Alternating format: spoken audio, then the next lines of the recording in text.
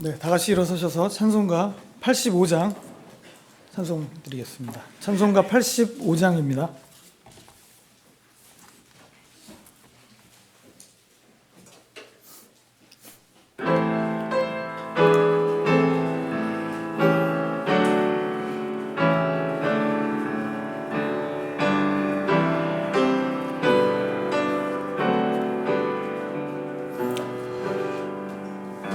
구주를 생각만 해도 내 맘이 좋거든.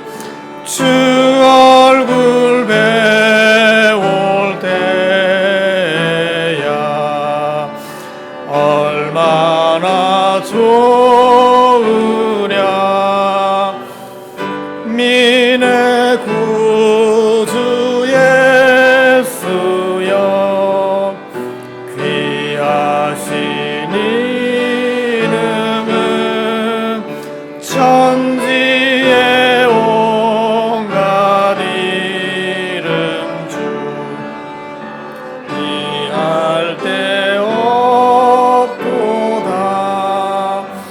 참에게 하는 자에게 소망이 되시고 구하고 찾는 자에게 기쁨이 되신다. 예수의 넓은 사랑을 어찌 다 말하랴. 그 사랑 많은 사랑만 그 사랑 알도다. 사랑의 구주 예수여 내 기쁨 되시고 이제와 또한 영원히 영광이 되소서. 아멘.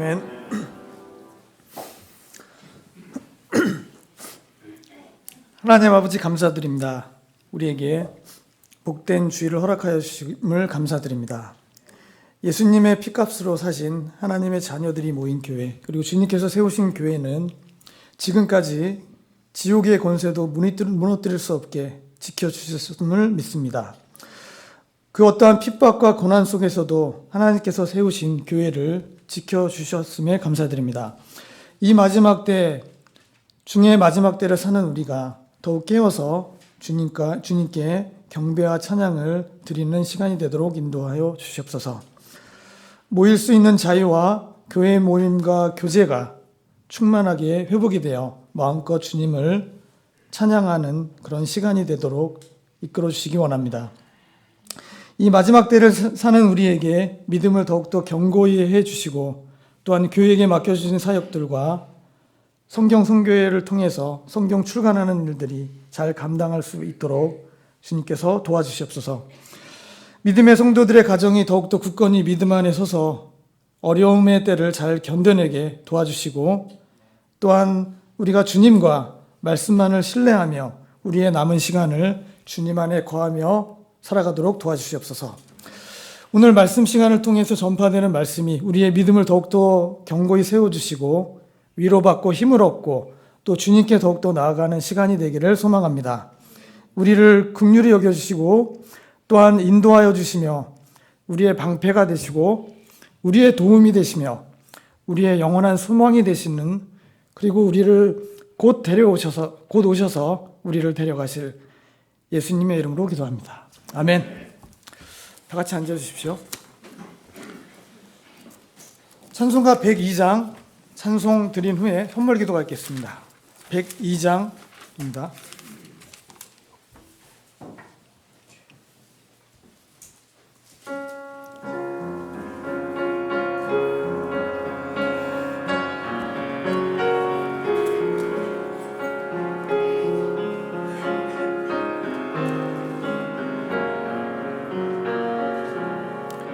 주 예수보다 더 귀한 것은 없네. 이 세상 부귀와 바꿀 수 없네. 영축을 내 대신 돌아가신 그 놀라운 사랑 잊지 못해. 세상 즐거움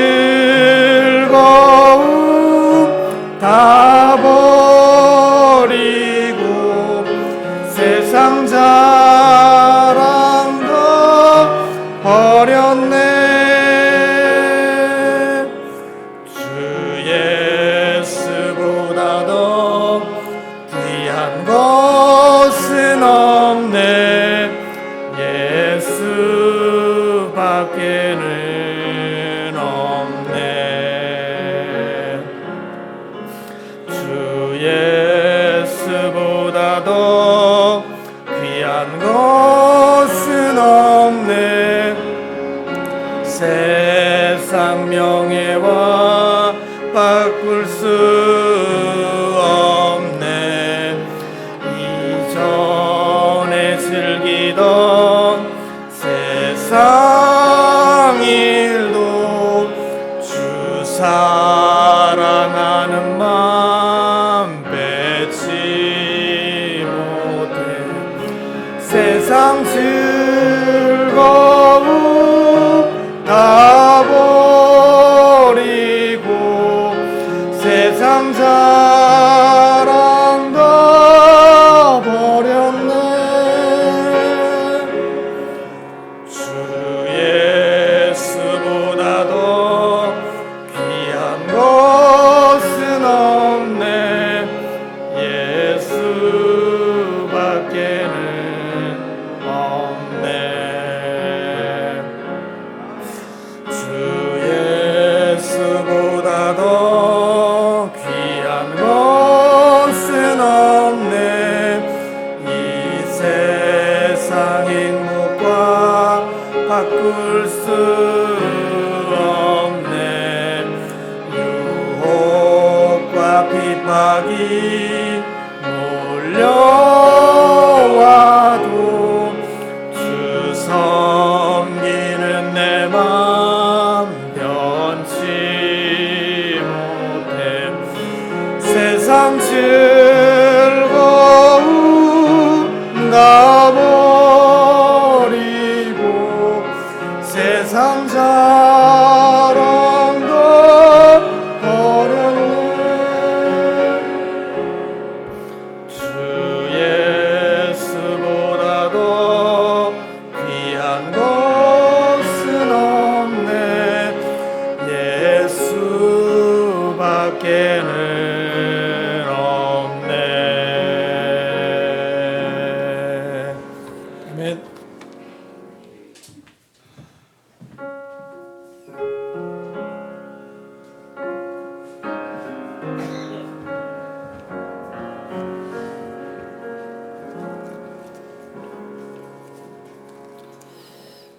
예, 기도드리겠습니다. 찬양과 경배를 받으시기에 합당하신 하나님 아버지, 지난 한 주간도 우리의 생명과 호흡을 지켜주셔서 감사를 드립니다. 매 순간순간 아버지의 은혜가 아니면 우리는 살아갈 수 없는 존재들임을 이 시간 또 고백드립니다. 그리고 주님의 몸인 이 지옥교회에 모여서 주님께 영과 진리로 예배 드릴 수 있는 참으로 놀라운 특권 주셔서 또한 감사를 드립니다. 역병으로 인해 온전히 예배를 다 드리지 못하지만 주님을 사랑하는 한 마음으로 예배 드리기를 원하오니 우리들의 예배를 기뻐 받아주시옵소서. 오늘 주님께 감사하여 우리들의 수고한 소출의 일부를 또 가지고 나왔습니다. 드린 헌물의 양을 보시지 않고 기뻐 드리는 그 마음을 보시고 모두에게 긍휼과 은혜를 내려주시리라 믿습니다. 또 드려진 물질이 잘 관리되어 필요한 곳곳에 귀하게 쓰일 수 있길 원합니다. 무엇보다 선교와 바른 말씀 사역에 잘 쓰여서 이뤄진 혼들이 주님의 품으로 돌아오는 귀한 일들이 있게 하여 주시옵소서. 그리고 어려운 지체들을 돕고 또 교회를 든든히 하는데도 잘 쓰일 수 있도록 도와주시옵소서. 주님, 세상의 일들을 바라볼 때 참으로 주님의 그 말씀이 성취되어감을 절실히 깨닫게 됩니다. 이런 현상들을 바라볼 때 주님의 공중 재림의 마지막 사인임을 알고 우리가 깨어서 말씀에 빗대어 잘 살필 수 있는 지혜 또한 허락해 주시옵소서. 그리하여 주님 오심을 잘 예비하는 신부들로 살게 하여 주시옵소서. 주님, 역병으로 인해 복음의 씨앗을 마음껏 뿌리지 못하고 있습니다.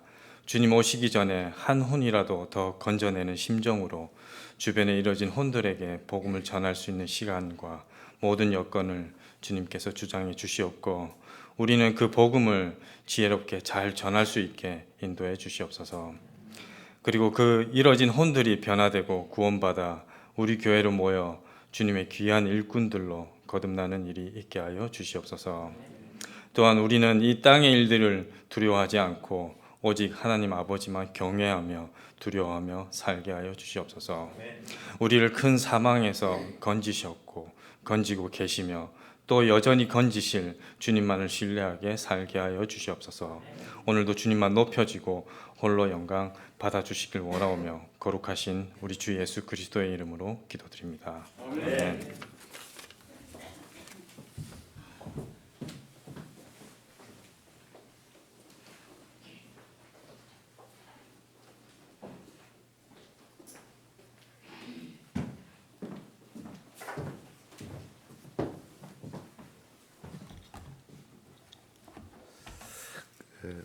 찬양 마라나타 찬송가 681장을 준비를 했습니다. 개인적으로 또 그렇고 지체들 분도 다 마찬가지이실 거라고 생각은 되는데 우리의 인생의 삶이 결코 쉽지 않은 고단한 나그네 여행길이었 삶이라는 것을 다 알고 계실 겁니다. 저 역시 마찬가지고요. 그렇지만 그 삶의 과정 중에서 주님께서 제가 주님을 알 때건 모를 때건 돌이켜보면 항상 함께하여 주시고 인도해 주셨던 그러한 복된 삶이었다고 고백을 하고요. 이제 남은 여행길이 주님을 만나는 기쁜 여행길이 남아있음을 이 찬양을 통해 고백드리고 영광드리고자 합니다. 우리 모두의 소망이 되면 좋겠습니다.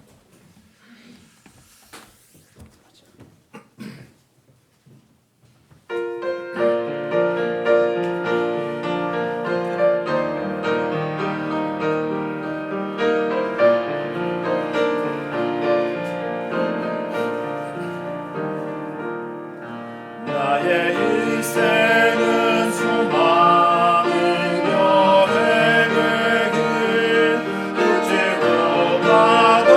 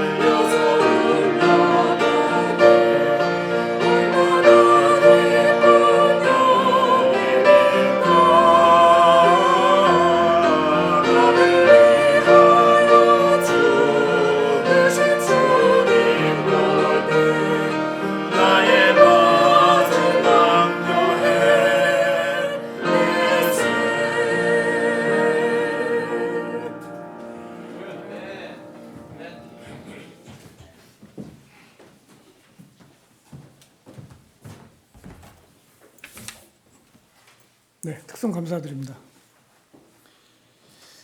그 여행 다닐 때 그 짐을 많이 끌고 다니면 참 불편했던 생각들이 막 떠오르네요. 그리고 그것뿐만이 아니라 그 저희 집에도 보면은 이 정리해야 될 물건들이 많은데 보면은 굉장히 심란하거든요. 참 심란한 것들이 많은데 나중에 하늘에 올라갈 때 우리가 갖고 갈 수 있는 게 하나도 없다는 걸 또 생각하면은 이 세상의 것들을 딱 정리하고 이렇게 가야 할 준비들을 이제 해야 될 때가 얼마 안 남은 것 같다는 생각들이 자꾸 듭니다. 주변의 상황들을 보니까 그래서 각자 이렇게 하늘의 소망을 덮고 가질 수 있는 그런 시간들이 되었으면 좋겠습니다. 교회 소식 말씀드리겠습니다. 11월 1일이 되었습니다. 그래서 올해 11월이 되었고요. 첫 번째 주일입니다. 이제 금년도 2달밖에 남지 않아서 올해는 거의 코로나 이 사태로 우리가 계속 그 시간을 보내온 그 어려운 환경이었는데 방역 수칙을 잘 지키시고 건강에 유의하시고 각자 시간을 선용하셔서 남은 시간 보냄 있게 보내시기를 바랍니다. 그리고 교회 안에서는 지금 식사를 금지하는 방역 지침에 따라서 그 만찬도 주님의 만찬을 첫 번째 주일에 이렇게 행했었는데 아직 실시를 못하고 있습니다. 그래서 주일 오후 모임과 애참 교제, 찬양대 모임, 주님의 만찬과 전도지 배포 활동 등 모든 모임이 빠른 시일 내에 정상화되도록 계속 기도해 주시기 바랍니다. 다음 주가 11월 8일인데요. 11월 8일부터는 아침 성경 공부를 9시 45분에 다시 시작합니다. 그래서 각부 성경 교사분들께서는 준비해 주시고요. 참석하실 분들은 한 1시간 정도 더 땡겨서 이렇게 약간 늦춰진 시간에 좀 맞춰져 있어서 이거 1시간 땡기기가 좀 더 어려울 수도 있는데 1시간 땡겨서 이렇게 준비를 하셔야 이제 시간에 맞춰서 오실 수 있을 거로 보이고요. 각자 준비 부탁드리겠습니다. 특별 기도 제목은 해외 선교사님들의 안전, 그다음에 그리고 아프신 분들의 치료. 11월 4일 날 강신자 어르신 수술을 앞두고 있는데요. 특별 기도 제목 기도해 주시고 정교회 합심 기도 제목은 뒤에 비치된 수요 예배 기도 제목을 참조해 주시기 바랍니다. 11월 첫째 주 성경 암송 9절 이사야서 61장 10절 다 같이 봉독하시겠습니다. 시작. 내가 주를 크게 기뻐하며 내 혼이 내 하나님을 기뻐하리니 이는 마치 신랑이 장식으로 자기를 꾸미고 신부가 보석으로 자기를 단장하는 것 같이 그분께서 구원의 옷으로 나를 입히시고 의의 겉옷으로 나를 덮으셨기 때문이라. 이사야 61장 10절 말씀. 아멘.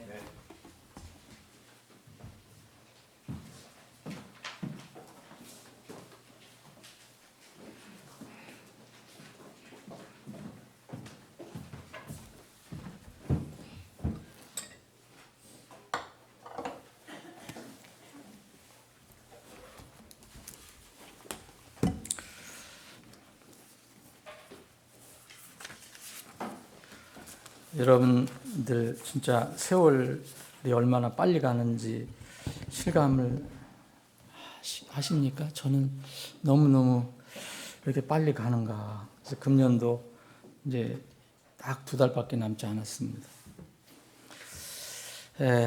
그 기도하는 내용 그리고 찬양하는 그 내용을 이렇게 음미해 보면 괜히 주님이 더 이렇게 기다려지는 건지 때로는 눈물이 글썽할 때가 있습니다. 여러분들은 어떤지 모르겠는데 이제 젊은 사람들은 잘 이해를 못하겠지만 이제 나이가 들면 더 그런 게 있는 것 같아요. 어쩔 수 없이 이게 찬송 한 구절 누가 한마디 하는 거에도 마음이 막 딱 와닿는 때가 있고 감동이 될 때가 있고 그런 때가 있습니다. 여러분들이 이제 이따 끝나고 나가실 때 보면 저 뒤에 양식 해놨어요? 네. 그 신청서를 다시 한번 봤는데요. 이건 뭐냐면 이제 언제 정확하게 나올지 모르지만은 여러분들 그냥 벌써 수년 동안 고생하고 협조하고 힘을 모았던 이제 성경 선교 할 때가 그렇게 멀지 않은 것 같아요. 그래서 이제 지금 마지막으로 여러분들이 한번 봐주시면 이게 마지막 순서가 될 것 같은데, 내가 성경을 매일 여러분들 읽으시잖아요. 아침 저녁 읽으시잖아요. 그걸 여러분들 성경 대신 저희들이 제공해드리는 그 성경으로 읽겠다. 그런 분들은 저 뒤에다가 이렇게 사인을 해주시면 나중에 전도사님들이 알아서 여러분들에게 이제 여러분들이 읽으실 성경을 이제 공급해 드릴 겁니다. 이번은 우선 이제 신약만 드립니다. 이거 저희들이 이제 이것은 정말 우리가 기도로 주님의 전적인 도우심을 구하면서 해야 되는데, 만약 하나님께서 허락하신다면 하나님께 정하신 때에 성경이 나오기 전에 여러분들이 마지막으로 읽어주실 수 있는 그런 순서입니다. 그 외에는 기회가 없을 것 같습니다. 그래서 전에는 그냥 내용만 읽으셨잖아요. 근데 이번에는 앞에 표지서부터 뒤에까지 모든 내용을 여러분들이 한번 검토하고 읽어보실 수 있는 분들은 거기다 사인을 해주시면. 근데 많이는 못 만듭니다. 이게 하나 이렇게 만들어서 버리는데 한 2, 3만 원씩 들거든요. 만드는 것만 해도. 그래서 많이는 다량으로 못 만들고 여러분들이 신청하시는 분의 수에 따라서 이렇게 제공해 드리도록 하겠습니다. 자, 우리 다니면서 서로 인사는 못 나눠도 서로 지체들 사랑하는 마음으로, 또 정말 마음으로 허그하는 마음으로 이렇게 찬송을 드리면서 인사하는 시간을 갖겠습니다. 여러분 좌우 앞뒤 서로 인사 좀 나누시죠. 네. 마스크를 쓰셔서 어떤 분, 저분이 누군가 그런 분들이 있을 거예요. 빨리 마스크 벗는 날이 왔으면 좋겠습니다. 277장 1절 4절 드리겠습니다.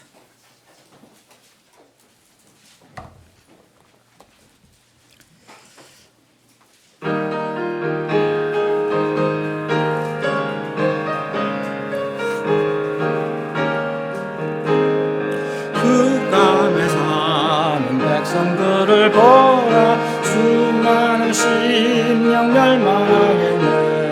그 누가 갈까 주의 복음 들고 생명을 구원하는 곳으로.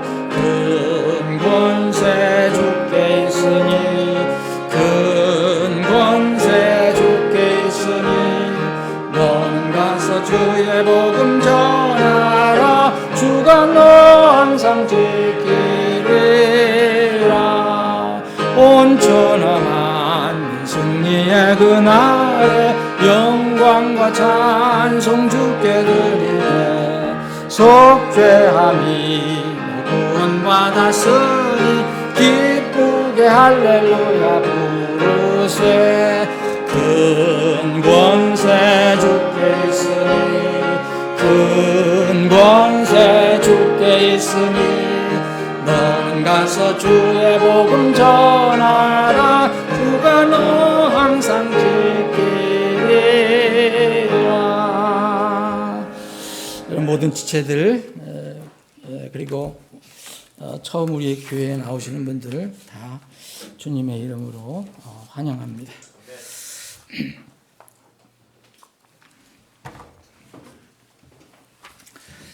오늘은 우리가 그동안 여름 내내 살펴봤던 레위기를 마무리하는 시간을 갖겠습니다. 레위기 27장. 레위기는 27장이 끝입니다. 레위기 27장 26절부터 29절 제가 봉독합니다. 오직 짐승의 첫 새끼는 주의 첫 새끼인즉 아무도 그것을 거룩히 구별하지 말라. 소든 양이든 그것은 주의 것이니라. 만일 그것이 부정한 짐승이면 그는 내가 정한 값에 따라 그것을 무르되 거기에 그것의 5분의 1을 더하여 물을 것이요. 만일 무르지 아니하려거든 네가 정한 값대로 팔지니라. 그럼에도 불구하고 전적으로 봉헌된 것, 즉 어떤 사람이 자기의 모든 소유 중에서 주께 전적으로 봉헌할 물건은 사람이든지 짐승이든지 그의 소유 밭이든지 팔지도 못하고 무르지도 못하리니 전적으로 봉헌한 것은 다 주께 지극히 거룩하니라. 29절 함께 읽겠습니다. 전적으로 봉헌된 자, 곧 사람들 중에서 전적으로 봉헌될 자는 결코 무르지 못하리니 반드시 죽일지니라. 아멘. 아버지 하나님, 복된 주일 저희들에게 허락해 주시고 이 아침에 하나님의 집에 모여서 구원을 받은 기쁨과 감격과 감사로 우리를 구원해 주신 주님을 찬양하고 경배할 수 있는 이런 특권, 기회를 그리고 장소를 허락해 주심을 감사합니다. 이 구원의 기쁨과 감격, 감사로 이 시간 말씀을 경청하기를 원합니다. 사람이 우둔한 사람이 전하는 말이 아니라 다만 사람은 하나님의 거룩한 말씀을 대신 전하는 것뿐이오니 주님, 오늘 주님께서 우리 각자에게 무엇인가 주시고자 베푸시고자 깨닫고자 하시는 그런 것들이 있다면 지금 이 시간 주님께서 역사해 주셔서 우리 각 지체들에게 필요한 것들을 하늘의 문을 열고 공급해 주시옵소서. 이 시간에 하나님 집에 참석하여 하나님을 경배하는 모든 혼들에게 이 시간 필요한 것들로 충만히 채워 주시옵소서. 거룩하신 예수님의 이름으로 기도합나이다. 아멘. 오늘 우리가 레위기 17장 몇 구절 뒤에 부분 읽었는데 끝에 우리가 29절을 읽고 이제 되게 아멘 하는데 오늘은 아멘 소리가 잘 안 나오는 걸 제가 느꼈어요. 왜 그럴까? 그러니까 반드시 죽일지니라 그래서는 아멘 하기가 좀 곤란한 것 같아서. 근데 이게 하나님의 말씀입니다. 자, 레위기 오늘 마지막 공부인데 지난주에 살펴본 말씀과 연결해서 생각하시면 이제 더 이해가 될 것입니다. 자, 지난주에는 주님께서 내 것이라고 선언한 것들, 주의 것들에 관해서 우리가 살펴봤습니다. 우리가 솔직하게 서로 고백하고 인정하는 것은 우리가 가지고 있는 이 성경, 이 방대한 성경 속에는 분명히 사람마다 차이는 있겠지만 어려운 말씀이 있다. 어려운 구절이 있다. 그래서 하나님께서 이 많은 계시를 베풀고 깨달음을 주시고 한 그런 훌륭한 하나님의 사도들도 하나님의 백성들도 결론적으로는 하나님의 그 놀라우신 그 지혜와 지식 너무 깊고 너무 넓고 부요하다. 그래서 내가 다 헤아릴 수 없다. 바울 사도도 로마서 11장 43절에 그렇게 고백을 했습니다.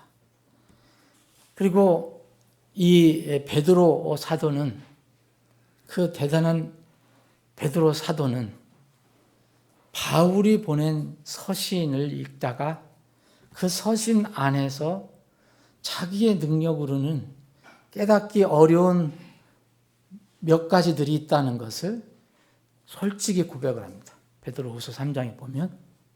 그래서 이것은 우리가 배워야 할 것인데 우리가 성경을 부지런히 읽고 또 묵상하고 그래서 실천하고 또 나누고 해야 되지만 여전히 우리는 하나님 말씀을 우리가 무엇을 다 아는 것처럼 얘기할 수는 없습니다. 그래서 하나님 말씀 앞에서는 늘 겸손해야 한다는 것.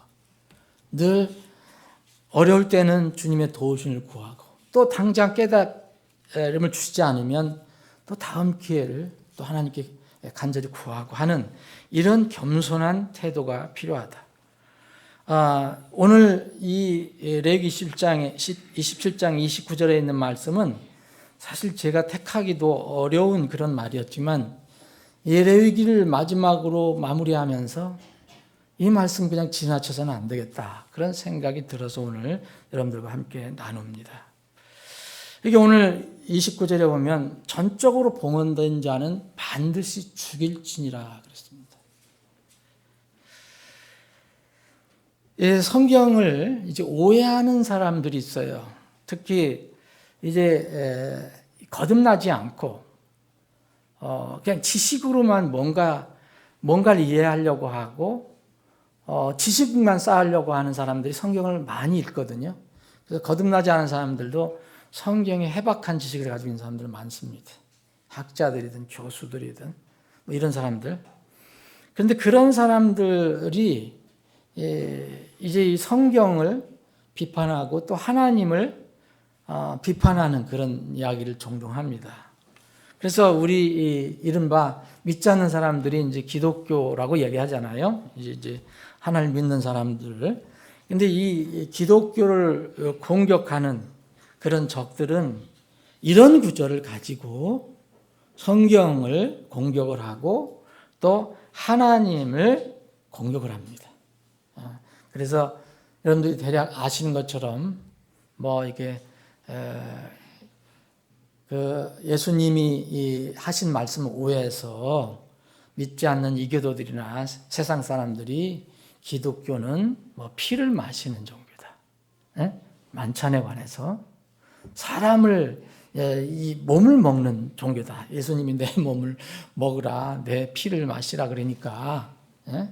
그래서 그렇게 공격을 하니까 그 거듭나지 않은 사람들에게는 그거 뭐 어떤 면은 자연스러운 것인지도 모르겠습니다. 어찌됐든 이렇게 공격하는 사람들이 이런 구절을 보고 또 공격을 합니다. 하나님은 사랑의 하나님이라는데 잔인하게 사람을 죽이라고, 반드시 죽이라고 얘기한다.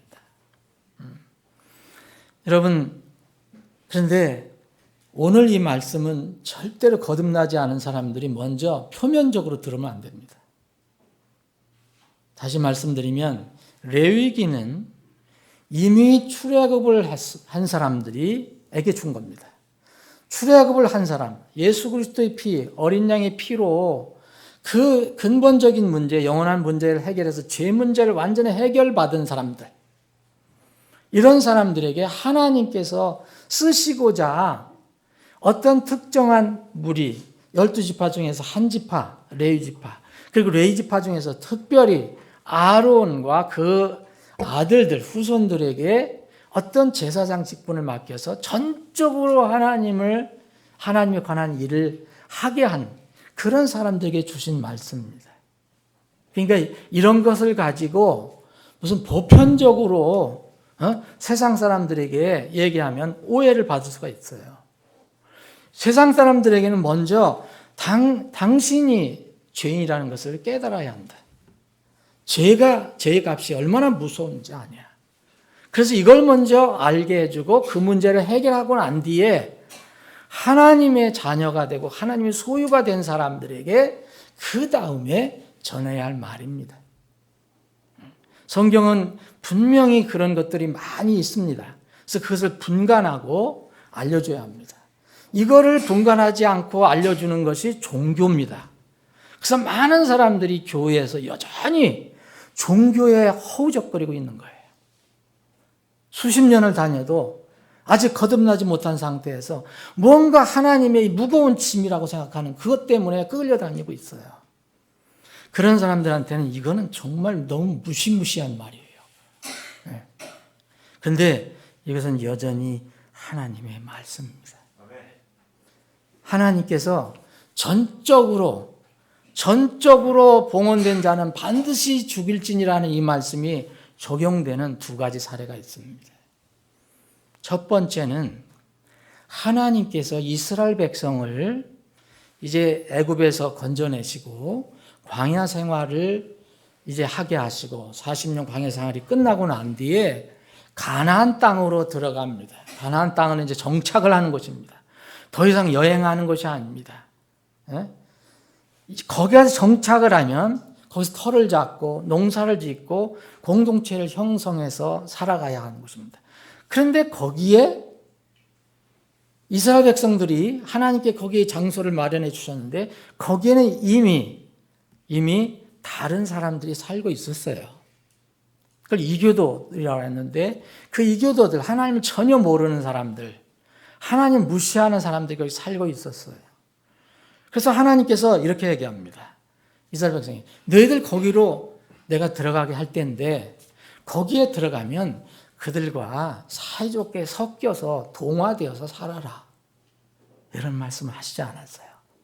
하나님께서 뭐라 하지 않냐면 너희들은 그들을 전적으로 진멸하라 그랬어요. 완전히 진멸하라. 완전히 파괴하라. 이런 말씀하셨어요. 한 족속도 남기지 말고 다 파괴하라. 옳은 이 말로 하면 다 죽이라 이거예요. 다 소멸시키라. 여러분 이 성경 구절은 내가 일부러 찾지 않아도 여러분들 아시죠? 이제 이 애굽에서 탈출하고 광야에서 생활하다가 이제 드디어 때가 돼서 요단강을 건너서 가나안으로 들어가기 전에 주신 말씀이 신명기잖아요. 그죠? 신명기인데 신명기 여러분 7장에서 보면은 그들을 완전히 파괴하라 이런 말씀하세요. 한 구절만 그럼 제가 봉독하겠습니다. 신명기 7장을 보면 주 내 하나님께서 내가 가서 소유할 땅으로 너를 데려가시고 내 앞에서 여러 민족 곧 헷 족속과 기르스 족속과 아모리 족속과 가나안 족속과 브리스 족속과 히 족속과 여부스 족속 등 너보다 크고 강한 7 민족을 내쫓으실 때에 곧 주 내 하나님께서 그들을 내 앞에 넘겨주실 때에 너는 그들을 치고 그들을 진멸할지니라. 진멸할지라는 것은 영어로 utterly destroy돼요. 완전히 파괴하라. 진멸할지니라. 또한 너는 그들과 어떤 언약도 맺지 말며 그들에게 긍휼도 보이지 말고 감정을 내세워서 그들과 동화되지 말고 섞여 살지 마라. 또 그들과 결혼하지 말지니 내 딸을 그의 아들에게 주지 말며 내 아들을 위하여 그의 딸을 취하지 말지니라. 쭉 말씀하시면서 6절에 보면 그들이 있는 형상들 다 파괴하라. 6절 너는 주 내 하나님께 거룩한 백성이니라. 거룩한 백성으로 거기 들어가는 겁니다. 주 내 하나님께서 지면 후에 모든 백성들 위로 너를 높여 자신에게 특별한 백성으로 택하셨나니. 특별한 백성, 거룩한 백성으로 택하였기 때문에 내가 그 자리를 장소를 마련해 준다. 그러니까 거기에 있는 민족들은 다 진멸하라. 나중에 이제 여러분들 계속해서 신명기 7장에서부터 12장 쭉 보면은 왜 그렇게 하냐면 너희들이 그들을 놔두면 그들이 너희를 올무에 빠지게 한다. 그들이 하나님을 대적하고 너희들도 꼬여서 하나님을 떠나게 할 것이다. 그래서 완전히 진멸하라고 이렇게 말씀하신 겁니다. 이럴 때 봉헌된 자는 반드시 죽일지니라. 이 어떤 의미를 우리가 여기서 조금 생각해 나갈 수 있습니다. 자, 여호수아가 이제 드디어 이 가나안 땅으로 들어갑니다. 들어가잖아요, 이제. 들어가서 첫성 이 공격을 해야 됩니다. 첫 그 도시를 공격하는데 주님께서 이 여호수아를 통해서 또 말씀하신 게 있어요. 완전히 섬멸하라. 사람이든 물건이든 다 섬멸하라. 단 나를 믿고 구원받은 어느 가족만은 남겨두라 얘기해요. 누군지 여러분들 아시죠? 믿음으로 구원받은 라합의 가족.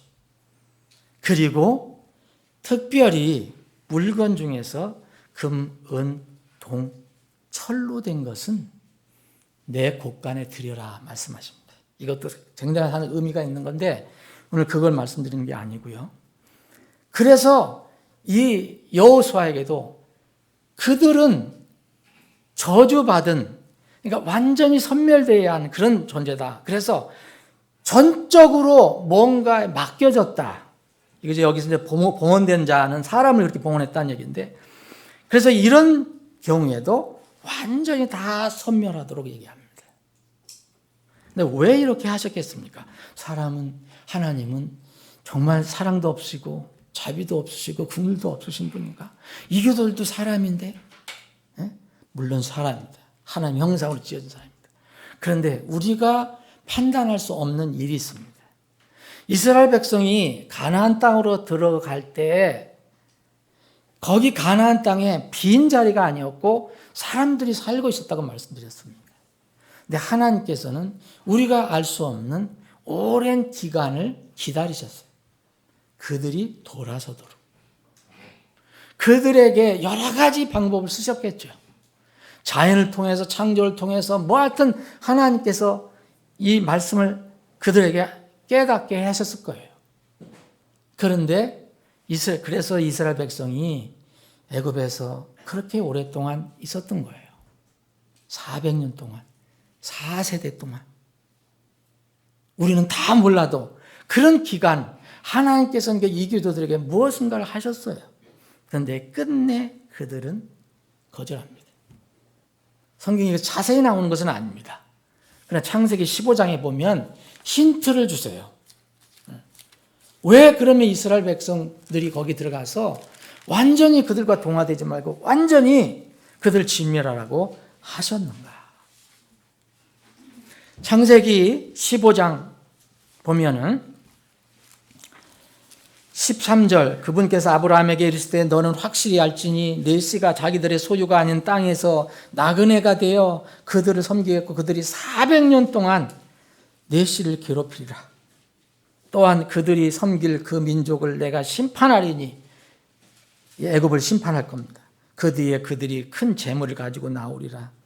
너는 평안히 네 조상들에게로 가겠고, 아브라함에게 얘기하는 겁니다. 또 충분히 나이 들어 묻힐 터이나 너희 후손들 이스라엘 사람들은 16절 그들은 네 세대 만에 여기로 다시 오리니, 여기가 어디입니까? 가나안 땅입니다. 아브라함이 처음에 거기 있다가 애굽을 내려갔잖아요.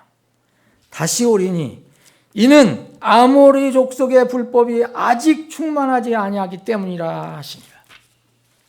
왜 하나님께서 그렇게 기다리십니까?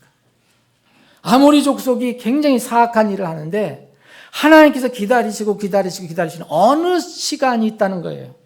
그때까지는 안 됐으니까 너희들은 거기서 400년 동안 있어야 돼. 이렇게 말씀하신 겁니다. 그래서 그때가 됐습니다. 이거는 사람이 정하는 것이 아닙니다. 하나님이 정하십니다. 완전히 때가 됐을 때 하나님께서는 너희들은 들어가라. 그래서 그들이 들어가서는 그들을 완전히 진멸해야 하는 그런 명령을 주신 것입니다. 사랑하는 여러분, 하나님은 사랑의 하나님이시면서 동시에 이걸 잊지 말아야 합니다. 공의의 하나님, 거룩하신 하나님이라는 거예요. 사랑의 하나님만 얘기하면은 정말 물렁물렁한 거잖아요. 요새 인본주의에 빠져 있는 사람들, 이 신학도 그렇고 무슨 복음도 그렇고 이상하게 얘기하는 사람들 보면 무조건 사랑만 얘기합니다. 무조건 사랑. 물론 하나님 사랑이십니다. 그래서 동성애도 사랑으로 다 인정을 해야 되고 낙태도 사랑으로 인정해야 되고 하여튼 다 사랑으로 받아들이자. 진리는 하나님의 공의는 말하지 말자. 이거는 무서운 뱀의 이야기입니다. 하나님의 속성 정말 잊지 말아야 합니다. 사랑이시면서 동시에 공의 하나님입니다. 거룩한 하나님이시면서 진리의 하나님이시면서 긍휼의 하나님이에요. 정말 끝까지 참으신 하나님. 왜 지금도 주님 오늘 안 오셨는지 아십니까? 베드로 기자의 얘기에 의하면 사람들이 회개할 때까지, 그때가 언제인지 몰라요. 그런데 어느 날 도둑같이 그날이 이 말이니 그랬어요.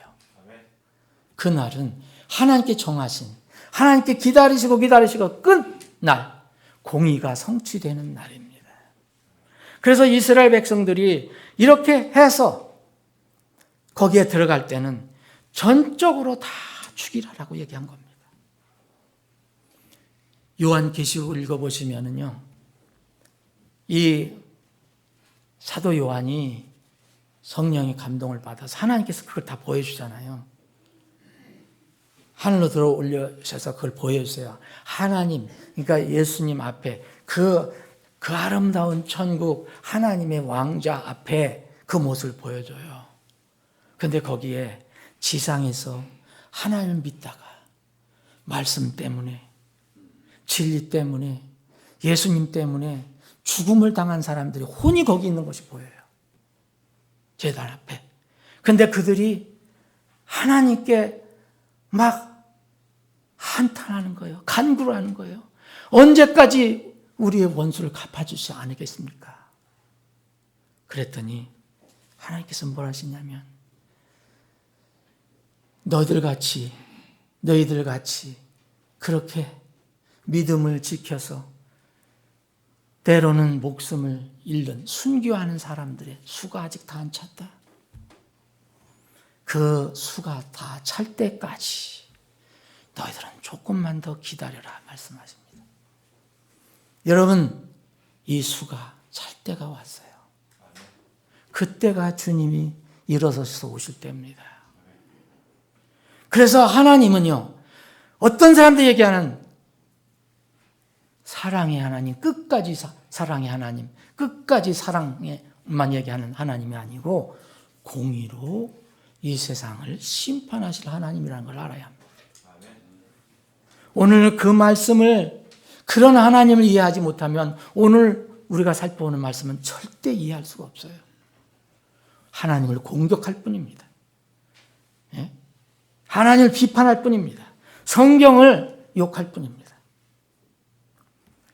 이 날은 오직 하나님께서 정하신 날이기 때문에 아무도 그 날과 시를 알 수 없다고 말씀하신 겁니다. 하나님께서 정하신 그 날이 오면은 이제 하나님이 어떠한 하나님이신가? 그 믿지 않았던 사람들, 하나님을 오해했던 사람들도 그때는 깨닫게 될 것입니다. 이때 멸망받은 이교도들, 이들은 정의, 하나님의 공의를 집행받은 것이지, 어떤 사람들이 하나님을 공격하고 성경을 공격하기 위해서 말하는 하나님은 희생물을 받는 무슨 사람 인신제사를 받는 사람, 그런 하나님이 신이다라고 얘기하는 것 전혀 아닌 것입니다. 하나님은 종교적인 희생물을 받지 않으신 분입니다. 여러분, 동물을 받으셨지만 여러분, 동물 대신 사람을 이렇게 드리라고 한 그런 어떤 사건을 여러분들 떠올리실 거예요. 그러면 아브라함에게 자기 100살에 낳은 아들 이삭을 내게 드려라. 그 인신제사를 드리라는 얘기입니까? 하나님께서 그의 마음을 아시려고 믿음을 테스트하신 거죠. 그래서 손을 대지 못하게 하셨잖아요. 아브라함은 정말 순수하게, 나는 이 내 아들 100살에 낳은 하나님께서 주신 선물이었지만, 그러나 그럼에도 불구하고 나는 이 아들이 하나님보다 더 중요하지 않아. 그거를 하나님께서 그 믿음을 가지고 있는가 보신 거예요. 자, 두 번째 의미는 이겁니다. 어떤 한 사람을 희생제물로 바치라, 이렇게 오해하면 절대 안 됩니다. 이것은 어떤 사람을 죽이라는 것이 아닙니다. 또 다른 의미가 있어요. 동물은 죽일 수 있어요. 사람은요, 하나님께서 죽여라 하실 때는요, 여기 앞에 뭐라 하냐면 전적으로 봉헌된 자라고 했어요. 봉헌된 것은, 전적으로 봉헌됐다는 것은 다른 용도, 다른 목적으로는 절대 쓰지 못하고 온전히 하나님께서만 인정하는 그 목적과 기능, 거기에만 쓰일 수 있도록 바쳐진 것을 의미합니다. 그런 사람들이 있다. 그러면 그는 죽을 때까지 그때 바쳐진 순간, 언제 바쳐진 순간이 있을 거 아닙니까? 그 바쳐진 순간 이후로는 자기 상태를 변경하지 못합니다. 그대로 유지해서 그대로 하나님께 드려져야 합니다. 여러분 오늘 레위기 27장 이거 앞에 부분을 읽어보세요. 시간 되시면요. 여기 앞에 2절에 보면 이스라엘 자손에게 말하고 그들에게 이르라 어떤 사람이 특별 서원을 하면 그랬어요. 하나님께 자기 어떤 개인적인 어떤 일이 있어서 나는 하나님께 이거 이렇게 하겠습니다. 여러분 하나님 이렇게 하겠습니다. 이렇게 해 주십시오. 난 특별히 이렇게 하겠습니다. 이런 경우가 있어요. 그래서 뭐를 드린다는 게 있어요. 뭐를 드리겠다. 이런 경우 서원에 관해서 쭉 얘기를 하시면서 내 서원을 했냐? 전적으로 봉헌했냐? 그러면 이런 것이 있고 이런 것이 있다. 그런데 그 중에서 만약 서원에서 봉헌을 했는데 그것이 원래 동물을 번영했어요. 짐승을 봉헌했는데 원래 하나님께서 우리가 레위기에서 살펴봤잖아요. 부정한 거 그리고 깨끗한 거 있잖아요. 하나님께서 이스라엘 백성에게 얘기한 거. 그래서 부정한 것이라면 네가 아무리 봉헌했더라도 부정한 것이라면 그거 다시 되물려야 한다. 그리고 값을 치러 대신 그런 거는 물려줘요. 그 외에는 전적으로 하나님께 봉헌된 거라면 그냥 죽는 것밖에 없습니다. 번제단은 뭡니까? 하나님께 그 짐승을 죽여서 완전히 태워서 올려드리는 거예요. 이런 의미가 있습니다. 그럼 이거 사람이라면 어떻게 될까? 이거요. 사람, 하나님께 전적으로 봉헌했는데 사람 어떻게 할까요? 잡아서 죽여서 번제단에다가 태워 이런 끔찍한 일이 어디 있습니까? 그렇게 하지 않고 하나님께서는 그의 바쳐진 그 순간에 모든 것을 내가 쓸 수 있게 하라. 여러분 입다 이야기 하실 겁니다. 사사 중에서 입다 이야기 여러분 아시죠? 입다의 슬픈 이야기. 왜 슬픕니까? 입다는 하나님께 쓰신 리더예요. 이스라엘의 지도자예요. 이스라엘의 구원자예요. 그래서 이 적들이 쳐들어왔을 때 하나님께서 입다를 세우셔서 그 이스라엘을 구원하게 해요. 그런데 입다가 서원을 함부로 했어요. 말을 함부로 한 거예요. 우리는 그럴 수가 있어요. 조심해야 됩니다. 말 그대로 하나님께서 다 이게 들으신다고 그랬잖아요. 그대로 나중에 평가하신다고 그랬잖아요. 입다를 보면 입다가 하나님께서 나에게 이 적들을 다 넘겨주시면 내가 승리하면 내가 승리하고 내가 집으로 돌아올 때 나를 맞이하는 무엇이든지 그 첫 것을 내가 하나님께 드리리다 그랬어요. 뭘로 드리냐? 번제물로 드려요. 그때 다행히 그 입다가 기르고 있었다면, 많이 기르고 있었다면, 강아지가 졸렁졸렁 나왔다면 정말 큰 문제가 없었어요. 근데 누가 나왔습니까, 여러분? 우리 아버지가 정말 하나님의 인도하심으로 대승리를 거두고 돌아오신다. 그럴 때 그 사랑하는 딸이 제일 먼저 나왔어요. 여러분, 이 순간 입다는 모든 기쁨이 슬픔으로 바뀌었어요. 이 사사기에 보면 이런 말씀이 있습니다. 입다가 주께 서원해서 주께서 우리의 적인 암몬 자손 내가 틀림없이 다 무찌르고 오면 내가 암몬 자손에게서 떠나서 평안히 돌아올 때 무엇이든지 내 집 문 앞에서 나와 나를 맞이하는 것은 확실히 주의 것이 되리니 선언해요. 이 말씀 잘 이해하세요. 이 사사기 11장을 오해한 사람들이 참 많아요. 그러면 그렇게 여러분들이 원하시는 방향으로 이해하셔도 저는 뭐라고 하지 않습니다.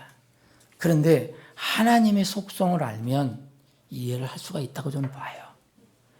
이런 말씀을 성경의 곳곳에 있는 말씀을 연결해 보면 어떤 사람들이 이것도 또 공격을 하거든요. 성경을 공격하고 하나님을 공격하는 사람들. 주의 것이 되리니 내가 그것을 번제 헌물로 드리겠나이다. 그런데 아마 입다는 자기 딸이 나올 것은 꿈에도 생각 못했을 거예요. 강아지가 나오든 돼지가 나오든 소가 나오든 나왔으면 좋았을 건데, 그런데 실제로 누가 나왔습니까? 그의 딸이 너무 기뻐서 북을 치고 춤을 추면서 나왔어요. 그런데 순간 이 입다는 슬픔으로 바뀌어서 너는 나를 괴롭게 하는 자가 되었다 이렇게 합니다. 딸에게. 그런데 내가 주 하나님을 향해서 내 입을 열었으니까 내가 서운했으니 나는 돌이킬 수 없다 이렇게 말합니다. 딸이 그것을 알고 딸이 얘기합니다. 아버지요, 내 아버지요, 아버지께서 주를 향해서 입을 여셨으니 아버지 입에서 말씀하신 대로 내게 그대로 행하소서. 그러면 번제 헌물로 드리라니까 그 딸을 속박해 갖고서 태워서 번제 헌물 드리라 그런 얘기를 하는 것으로 생각할 수 있습니다. 그런데 이 말씀을 잘 살펴보시면 그 입다의 딸이 이렇게 얘기합니다. 자, 나를 주님께 아버지가 약속하신 대로 나에게 행하시옵소서. 그러면서 아버지에게 이렇게 얘기합니다. 내게 이 일을 행하시되 나를 2달 동안만 홀로 있게 하소서. 내가 내 동무들과 함께 내 친구들과 함께 산에 올라갔다가 내려와서 좀 2달 동안만 내 친구들과 함께 있게 해달라. 그러면서 만약 내려와서는 내가 내 자신을 위해서 애국하겠다 얘기합니다. 그러면서 이 입다의 딸은 얘기합니다. 나의 처녀됨으로 인하여 내가 처녀 된 것을 인하여 내가 애국하겠다 이렇게 얘기합니다.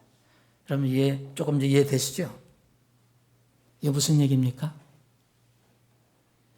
그래서 실제로 2달 동안 그 입다의 딸이 자기 친구들과 2달 동안 지내고 다시 산에서 내려와서 뭐라고 성경이 얘기하면 자기의 처녀됨을 인하여 애곡하였다라고 얘기합니다. 자기 아버지는 그 입다는 뭐랍니까? 그녀의 아버지가 자기가 서운한 대로 그녀에게 행하니 뭘 행했을까요?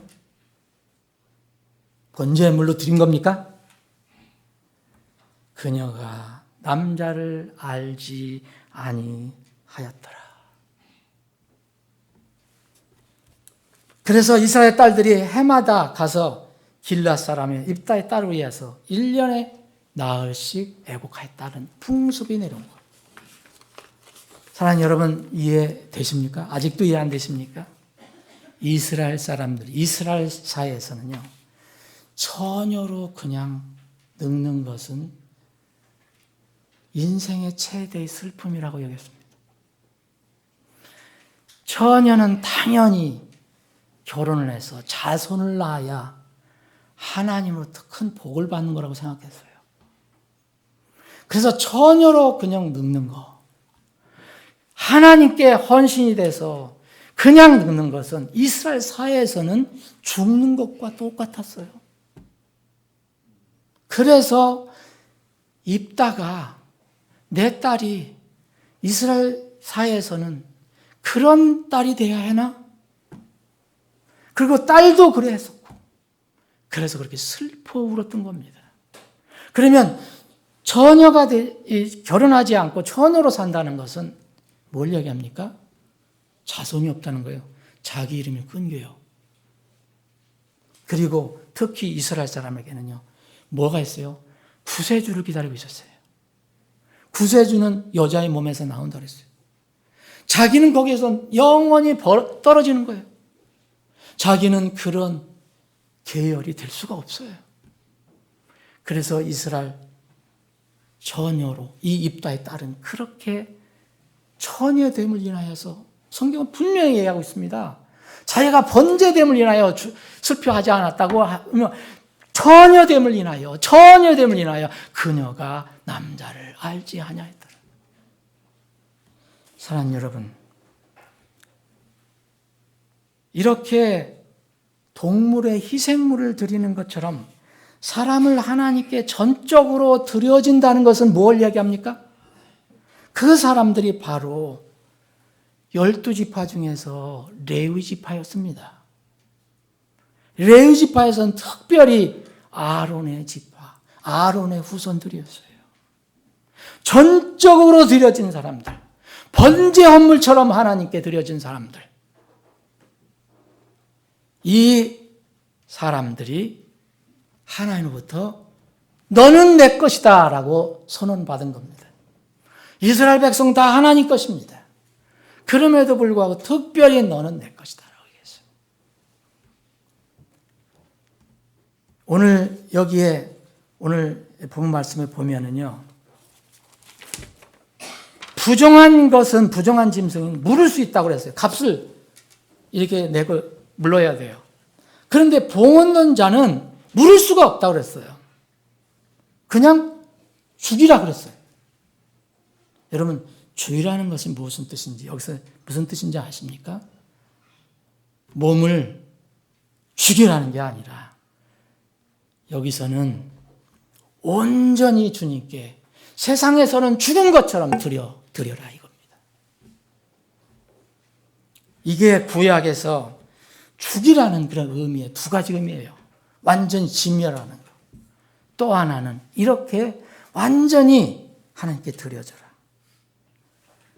여러분, 다 이스라엘 백성도 하나님 것이지만 특별히 레위인들을 표현할 때 성경은 뭐라고 표현했냐면 하나님께 드려진 헌물이라고 그랬어요. 민수기 8장에 보면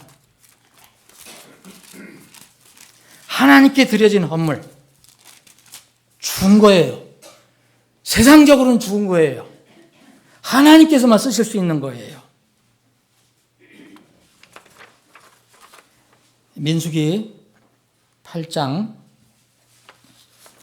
5절본 주께서 모세에게 말씀하실 때 이스라엘 자손 중에서 레위 사람들을 취하여 그들 정결하게 하라. 그러니까 뭐 이렇게 헌물을 이렇게 다 동물 헌물을 드려라. 응? 정결하게 하고 죄헌물을 취하고 레위 사람들을 회중의 성막 앞에 데려오며 이스라엘 자손의 전체 집회 무리를 함께 모으고 레위 사람들 주 앞에 나오게 하며 이스라엘 자손이 레위 사람들에게 안수하게 한 뒤에 아론이 레위 사람들 이스라엘 자손의 헌물로 주 앞에 드릴지니. 헌물로 주 앞에 드리라 이거예요. 레위 지파는. 그래서 그들이 주를 위해 섬기는 일을 집행하게 하려 함이라.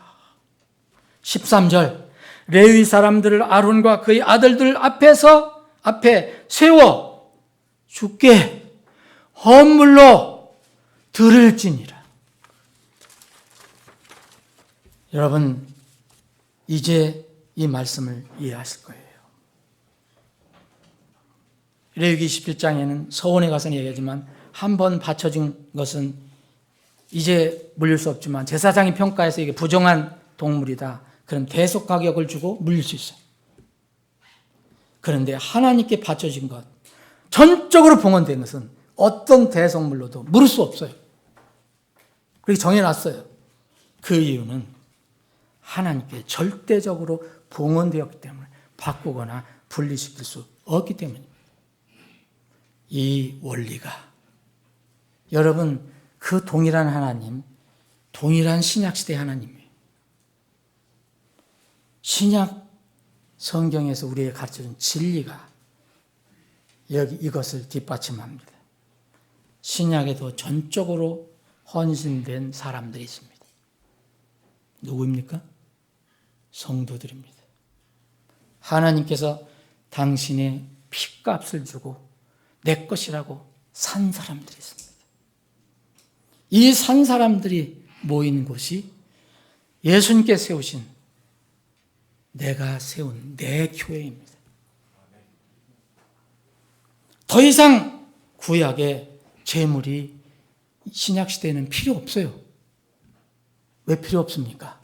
구약의 그 모든 동물, 레위기에서 얘기하는 그 수많은 짐승의 허물들이 예수님을 예표하기 때문입니다. 완전한 하나님의 어린 양이 오셔서 완전히 제사를 다 끝내놓으셨어요.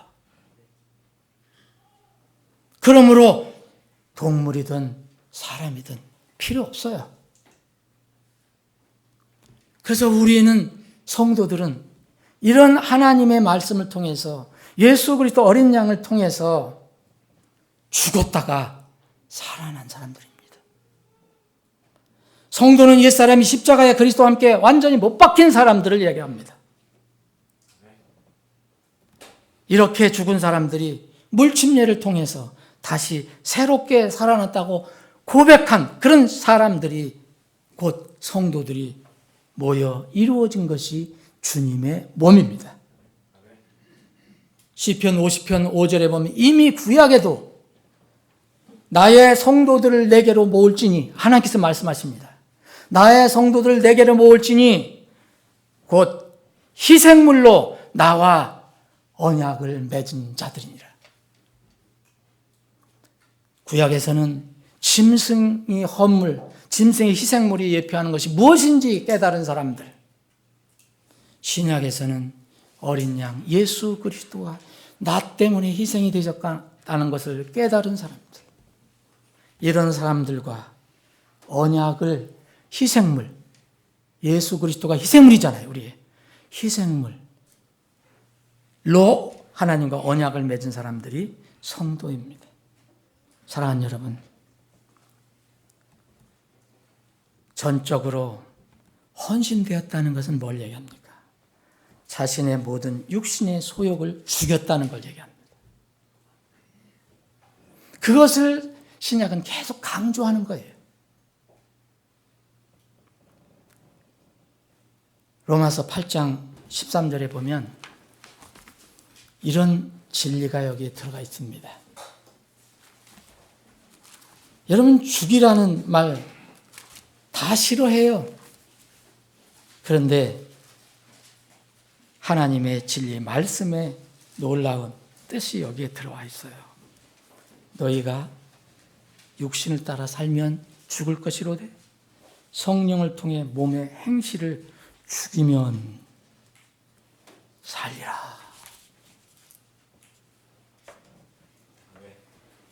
골로새서 3장 5절에 보면 땅에 있는 너희 지체들을, 여기 지체는요, 우리 각자의 교회의 지체는 우리 한 사람 한 사람이지만 여러분들 각자의 지체가 있어요. 그건 뭡니까? 여러분들 팔다리, 몸뚱이들 얘기하는 거예요. 근데 뭐라면 너희 지체들 죽이라. 죄짓고 불의를 차지하려고 하고 육신적으로 하나님을 대적하려고 하는 이런 모든 것들, 이런 지체들을 죽이라 얘기합니다. 땅에 있는 너희 지체들을 죽이라. 그것이 바로 하늘에 주님과 함께 일어선 사람들, 다시 살아난 사람들이 해야 할 일이에요.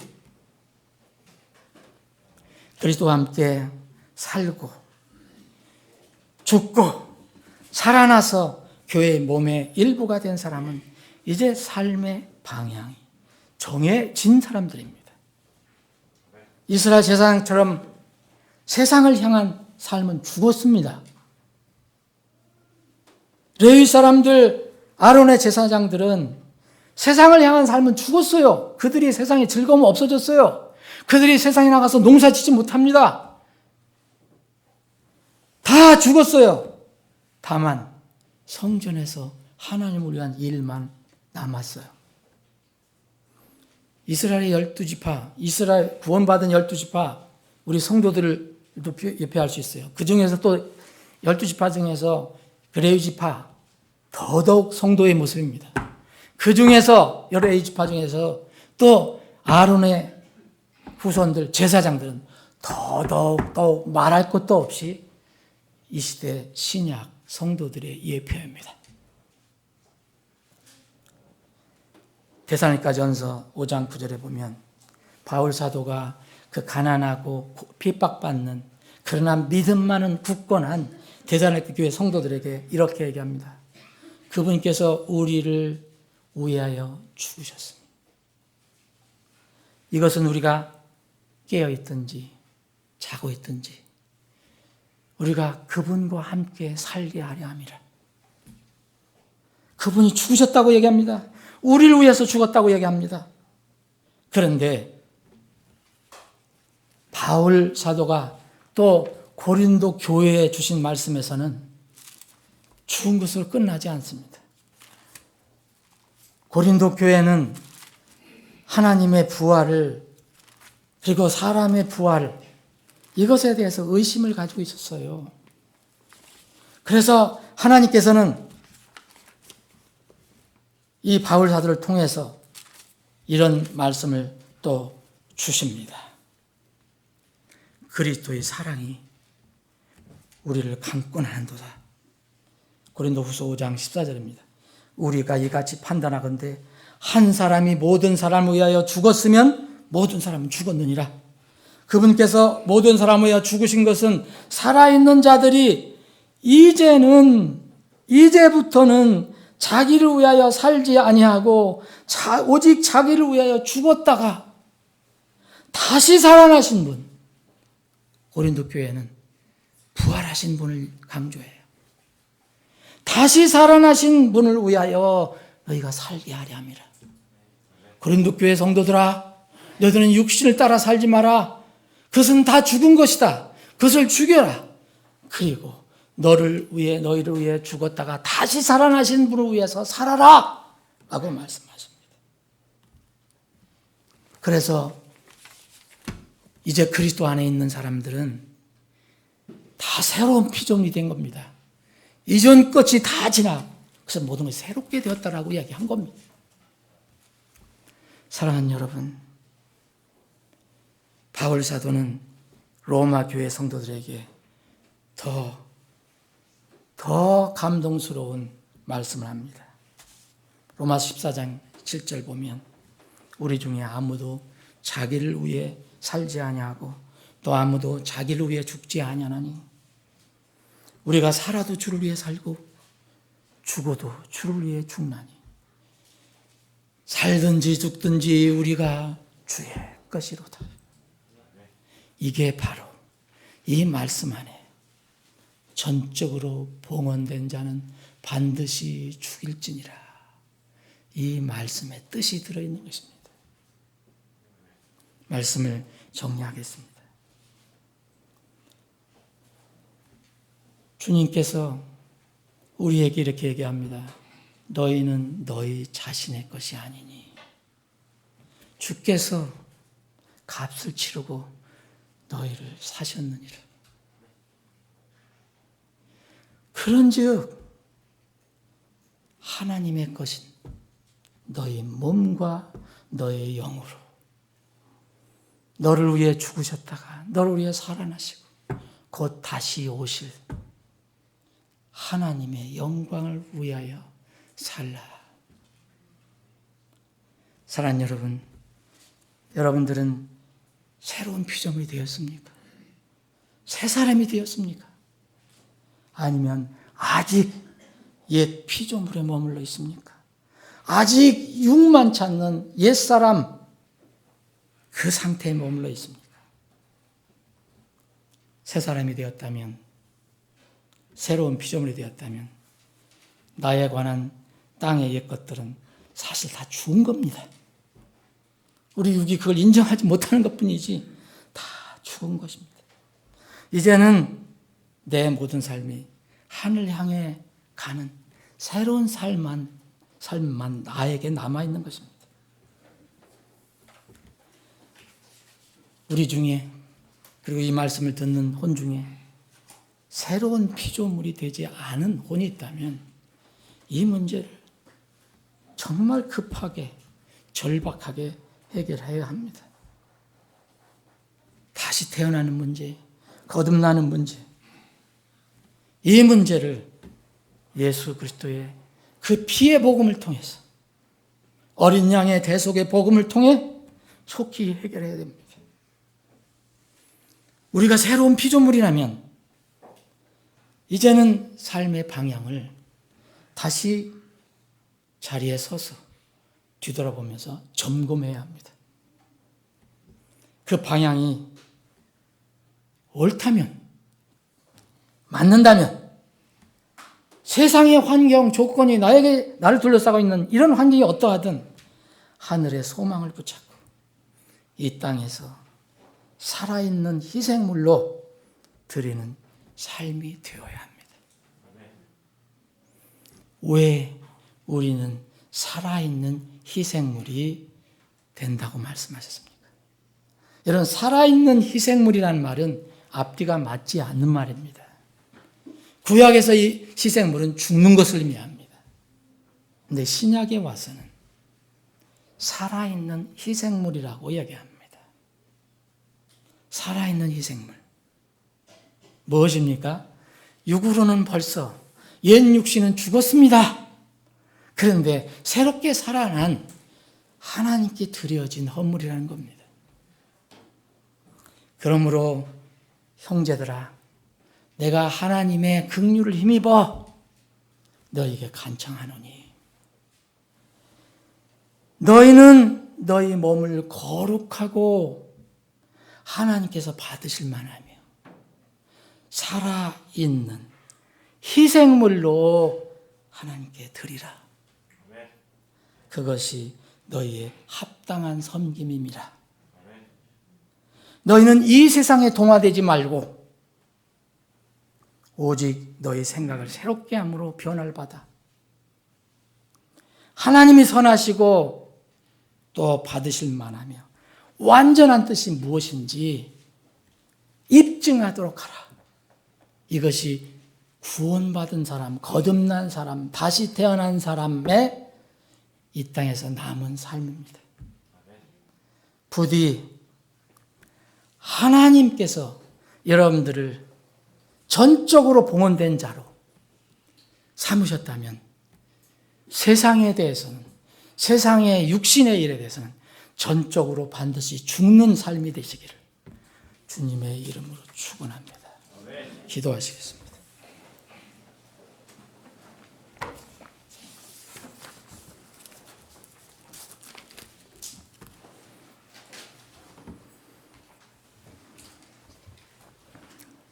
아버지 하나님, 오늘 이 자리에서나 혹은 다른 방법으로 하나님의 이 말씀을 듣는 혼들 중에서 아직 전적으로 하나님께 드려지지 않은 그런 혼들이 있다면 주님께서 성령님을 통해서 찾아가 주셔서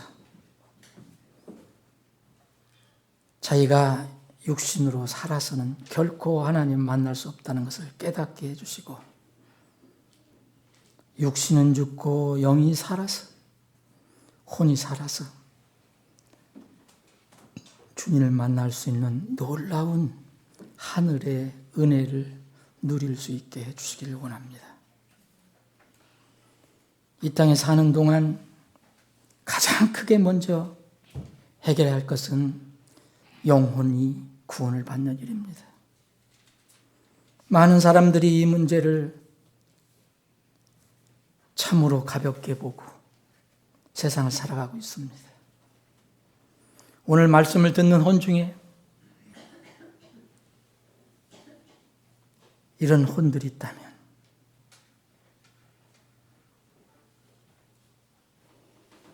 여러 가지 방법을 통해서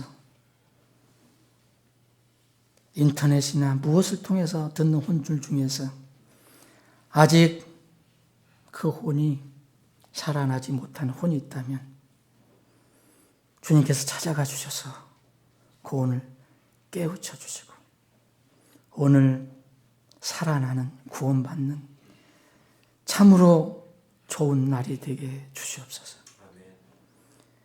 구원받은 하나님의 백성들은 이 땅에서 사는 동안 이 땅을 영원한 나의 삶의 터라고 생각하지 않고 살아갑니다. 지나가는 나그네로, 행여자로, 객으로 살고 있습니다. 주님, 객으로 사는 우리가 무엇을 가장 중요하게 붙들고 살아가야 하는지를 오늘 또한 말씀을 통해서 깨달음을 허락해 주시기를 원합니다. 우리 육은 이 땅에서 이미 하나님 말씀으로 죽었습니다. 육을 앞세우지 않고 하나님의 영의 감동을 받아서 날마다 성령 안에서 승리하는 저희들이 되게 주시옵소서. 거룩하신 예수님의 이름으로 기도합나이다. 아멘.